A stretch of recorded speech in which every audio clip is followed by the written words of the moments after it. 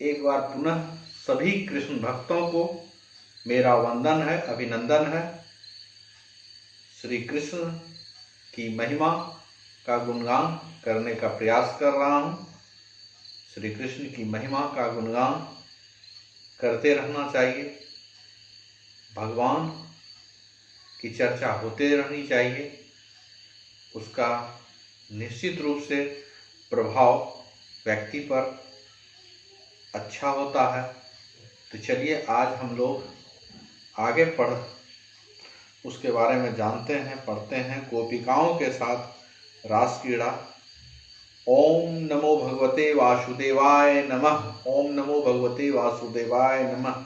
जय श्री कृष्ण, जय श्री कृष्ण, जय श्री राधे, जय श्री राधे। श्री कृष्ण परम प्रेम की प्रतिमूर्ति थे। उनके प्रति अलौकिक आकर्षण विविध लोगों के अंतर में विविध भावों के रूप में प्रस्फुटित होता था। नंद बाबा और यशोदा के हृदय में उनके प्रति वात्सल्य भाव उमड़ता था। गोप बालकों का उनके प्रति सख्य भाव था, यानी कि सखी का, मित्र का भाव था। और वहाँ के व्रज की महिलाएं थी, उसके अंतर में उनके स्मरण मात्र से मधुर भाव का स्फुरन होता था। वृंदावन के निवासी धन्य थे, उनके बीच में नरदेह धारण कर विविध प्रकार की लीलाएं करते थे, यानी ईश्वर व्यक्ति के रूप में धारण कर विभिन्न प्रकार की लीलाएं कर रहे थे। वे ही विश्व के सृष्टा, पालक और संहारता हैं। उनका शरीर चिन्मय, उनमें पुरुष नारी का बोध नहीं है। वे सभी प्राणियों को अपने ही स्वरूप में देखते हैं। वे प्रत्येक जीव के हृदय में आत्मा और परमात्मा के बीच जो चिरंतन लीला चलती है, रास लीला, उसी की बाह्य अभिव्यक्ति है। शरद पूर्णिमा की सुहावनी रात आ पहुंची। शीघ्र ही राकेश अपने रजत रश्मियां बिखेरते हुए आकाश में भ्रमण करने लगी। यमुना जी भी अपने मरमर की सुरीली आवाज में मानो कुछ गुनगुना रही थी। रात बढ़ती जा रही थी। व्रज के निवासी उनिंदे से हो रहे थे, यानी नींद में आ रहे थे। श्री कृष्ण हाथ में मुरली लिए यमुना पुलिन पर बैठे हुए थे। यमुना के किनारे चारों ओर व्याप्त मादक परिवेश का रसास्वादन करते हुए उन्होंने अपनी बांसुरी को होठों से लगाया और एक मधुर रागनी छेड़ दी। मंद वायु ने इस अलौकिक संगीत की चारों ओर व्याप्त कर दिया। जैसे योगी जन की आत्मा अनाहत नाद का श्रवण कर परमात्मा से मिलने को व्याकुल हो जाता, वही प्रभाव श्याम की रागनी की गोपिकाओं पर हुआ। उन्हें सब कुछ विस्मृत हो गया, यहां तक कि उन्हें अपने तन मन की शुद्ध भी न रह गई।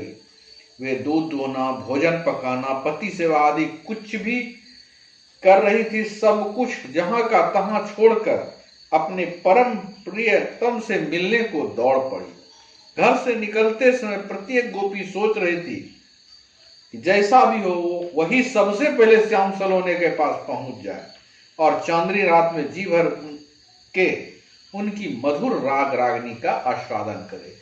सभी गोपिकाएं यही सोच रही थी कि सबसे पहले मैं ही श्री कृष्ण जी से मिलूं। काफी रात हो गई थी। अपने चारों ओर एकत्र देखकर श्री कृष्ण उनसे असमय आगमन का कारण पूछने लगे। गांव में कहीं कोई आपदा तो नहीं आ गई है? गोपिकाओं से कुछ भी बोलते न बन पड़ा। श्याम सुंदर जानते थे कि ये बांसुरी की स्वर माधुरी से ही सम्मोहित होकर यहाँ खींची चली आई है। उन्होंने समझाते हुए कहा, अरे महाभाग्यवती गोपियों, अपने पति, पुत्रों और परिवारजनों की सेवा करना ही तुम्हारा प्रधान कर्तव्य है। श्री कृष्ण ने कहा कि अपने पति को, पुत्रों को और परिवारजनों की सेवा करना ही तुम्हारा मुख्य कर्तव्य है। पति चाहे जैसा स्वभाव का हो, नारी के लिए वही परम देवता है। अतः तुम लोग घर को लौटो। मेरी प्राप्ति के लिए मेरे समीप आने की आवश्यकता नहीं है। मेरी लीला का श्रवण मनन, मेरे गुणों का कीर्तन और मेरे रूप का ध्यान मात्र करने से मेरे प्रति अनन्य प्रेम का उदय होता है। यानी मेरे बारे में सुने, मेरे बारे में गुण की चर्चा करें और मेरे रूप का ध्यान मात्र करने से। श्री कृष्ण के उपदेश सुनकर गोपिकाएं उदास और खिन्न हो गई, दुख से उनकी आंखें दबदबा गई। जिसके लिए वे अपना सब कुछ छोड़कर उन्मत्त के समान दौड़ी हुई चली आई थी, वही उन्हें ऐसी निष्ठुर आज्ञा दे रहा। धीरे धीरे अपने आवेग पर नियंत्रण करते हुए रूधे हुए गले से गोपिकाएं कहने लगी, श्याम सुंदर, हमने तो यही सुना है कि भगवान के लिए सर्वस्व को त्याग करना चाहिए। हम सब कुछ छोड़कर एकमात्र तुम्हारे चरण कमलों में ही प्रीति रखते हैं। तुम तो घट घट व्यापी हो और हमारे हृदय के भाव से भली भांति अवगत हो। तुमने जो उपदेश दिया कि हमारे लिए परिवारजन की सेवा करना ही परम कर्तव्य है, परंतु जब से तुमने अपने चारु चितवन, मधुर मुस्कान और सुरीले संगीत से हमारा चित्त हरण कर लिया है, तुम्हें छोड़कर रह पाना हमारे लिए संभव नहीं है। ऐसी गोपियां कह रही थी। हमें अपने दासी के रूप में स्वीकार करो और सेवा का सौभाग्य प्रदान करो। परंतु अपने भक्तों की मनोकामना पूर्ण करने के लिए वे भांति भांति की लीलाएं करते थे। श्री कृष्ण जी अपने परम भक्त गोप बालाओं को संतुष्ट करने के लिए श्री कृष्ण मंद मंद मुस्कान बिखेरते उठ खड़े हुए और चिन्मय रूप से उनके साथ विहार करने लगे। श्री कृष्ण को घेर कर नृत्य करती हुई गोपिकाएं उनकी लीला और गुणों का गुणगान करने लगे। कुछ काल तक भगवान के साथ इस प्रकार क्रीड़ा करने के बाद उसके मन में, उन गोपियों के मन में अहम भाव का उदय हुआ कि वे विश्व में ही सर्वश्रेष्ठ नारियां हैं। उनके समान सौभाग्यवती और कोई नहीं है जो भगवान श्री कृष्ण के साथ नृत्य कर रही हैं। गोपियों का गर्व भंग करने हेतु श्री कृष्ण अंतर ध्यान हो गए। मनमोहन को अचानक ही अपने बीच से लुप्त हो गया देखकर गोपिकाओं को बड़ा शोक हुआ। अब सभी गोपियां वृक्षों झाड़ियों के बीच भटकते हुए श्री कृष्ण को ढूंढने लगे, तृणलताओं में उनका संधान पूछने लगे। उसी समय वह भूल गई कि उनके श्याम सुंदर जड़ चेतन में सर्वत्र व्याप्त है। लेकिन श्री कृष्ण को ढूंढते ढूंढते वो विलाप भी करने लगी।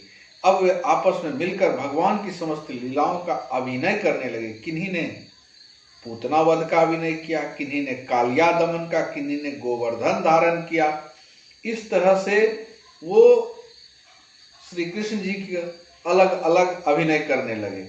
जगत का सब कुछ भूलकर उनका रोम रोम श्याम सुंदर से मिलने को आतुर हो उठा। आखिर हमारे श्री कृष्ण अचानक अंतर्ध्यान हो गए, कहाँ चले गए। श्री कृष्ण कहते हैं, तुमने गोकुल और ब्रजमंडल में तरह तरह की आपदाओं से, कृष्ण के बारे में कहते हैं कि तुमने गोकुल और ब्रजमंडल में तरह तरह की आपदाओं से हमारी रक्षा किया है। जैसा कि लोग सोचते हैं कि तुम यशोदा के लाडले मात्र नहीं हो, अपितु समस्त देहधारी यानी सभी व्यक्तियों के अंतर में साक्षी रूप से निवास करने वाले परमात्मा हो। और ब्रह्मा जी के अनुरोध पर विश्व की रक्षा के लिए तुमने यदुकुल में अवतार लिया। ब्रजवासियों के दुखों को दूर करने वाले हे वीर, तुम्हारे मंद मंद हास्य की एक उज्जवल रेखा ही तुम्हारी प्रेमी जन का मान मर्दन करने की यथेष्ट है। हम दासियों को अपना मुखारविंद दिखाकर धन्य करो। फिर दासियां कहती है, गोपियां, तुम्हारे चरण द्वय यानी दोनों पैर पद्म के समान कोमल और सुंदर है। जब तुम गौओं के पीछे पीछे उन्हें चराने के लिए वन की ओर चले जाते हो तो कंकड़ कांटे कुश आदि कहीं तुम्हारे कोमल पांव में गड़कर कष्ट ना हो, यह सोचकर ही हमारा जी बेचैन हो उठता है। दिन के समय जब तुम वन में चले जाते हो तो हमारे लिए एक एक पल युग के समान भारी हो जाता है। जब कन्हैया जी चले जाते थे दिन में गौओं को चराने के लिए तो उस समय की कह रहे हैं कि एक एक पल युग के समान भारी हो जाता है। फिर संध्या के समय जब तुम गांव की ओर लौटते हो तब घुंघराली केश राशि से आवृत तुम्हारा मुखमंडल देखते ही हमारी पलकें गिरने से इनकार कर देती है। रात के इस अंधकार में जो तुम वन में छिप गए हो, तुम्हारे सुकोमल चरणों को कहीं चोट ना आ जाए, इस आशंका से ही हमारी हृदय विदीर्ण होने लगती है।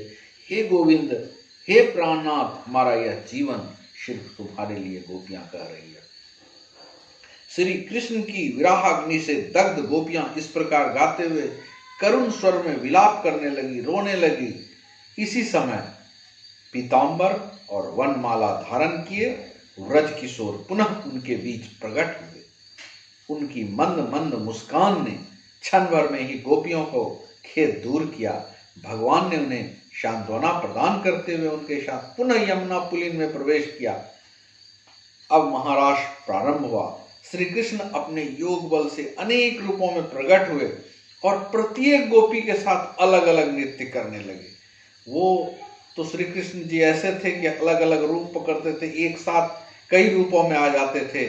तो उसी तरह श्री कृष्ण अपने योग बल से अनेक रूपों में प्रकट हुए और प्रत्येक गोपियों के साथ अलग अलग नृत्य करने लगे। जैसे एक बालक दर्पण में पड़ रहे अपने प्रतिबिंब के साथ खेलता रहता है, उसी प्रकार सच्चित आनंद में भगवान श्री कृष्ण ने ब्रजमंडल में गो बालाओं के साथ लीला की। आज हम लोग यहीं तक रुकते हैं। गोपिकाओं के साथ रास क्रीड़ा की ये छोटी सी श्री कृष्ण की महिमा थी जो मैंने आपको सुनाने का प्रयास किया। और प्लीज़ आप लोग आशीर्वाद दें और चैनल को सब्सक्राइब करें ताकि श्री कृष्ण की पूरी महिमा को मैं आपके समक्ष रख सकूं। जी हाँ, धन्यवाद। फिर से आपका वंदन, अभिनंदन, प्रणाम।